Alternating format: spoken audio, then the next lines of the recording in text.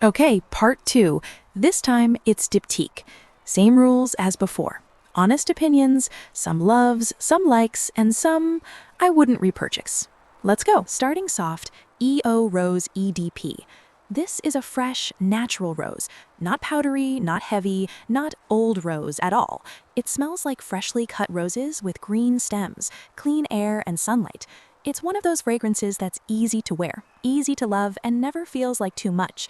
Elegant, fresh, and just very pretty. And personally, I love using this to layer with other floral perfumes. It makes everything smell cleaner and more elevated. I reach for this a lot. Definitely a repurchase. 9 out of 10. And then we move into something completely different, L'Eau Papier.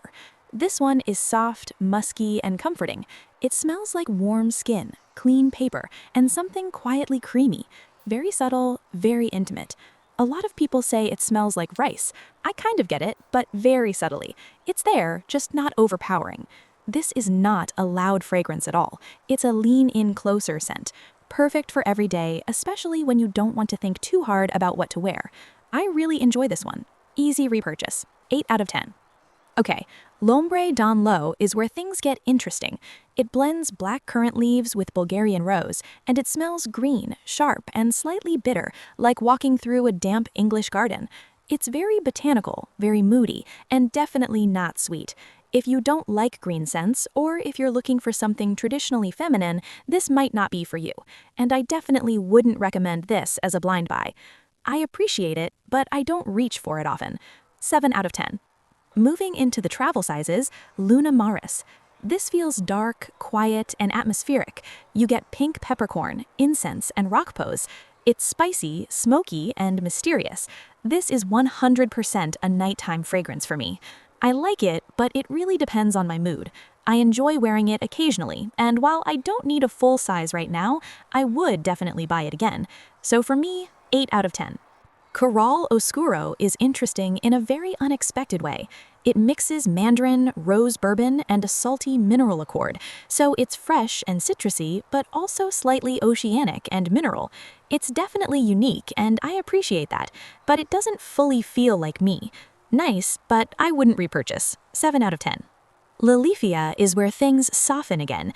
You get cardamom, violet leaves, and vanilla.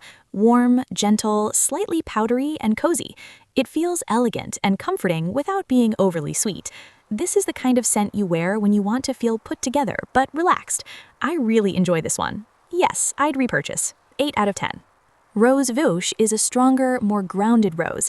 It opens fresh with lemon, then dries down into rose and patchouli, earthy, confident, and bold. I like it, but I already own other rose fragrances I reach for more often, so for me, this one's a no repurchase. 7 out of 10.